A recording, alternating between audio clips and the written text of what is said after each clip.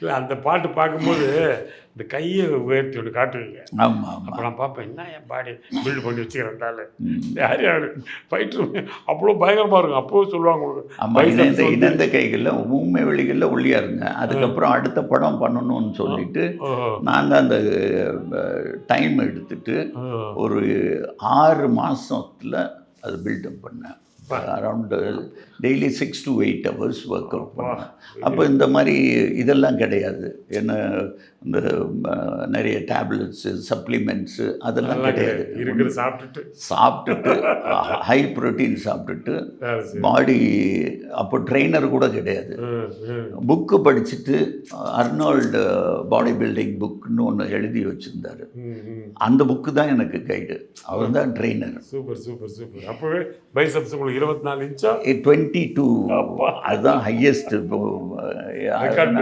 இல்லை உங்கள் தை size. Record break அப்போ. ஆமாம்.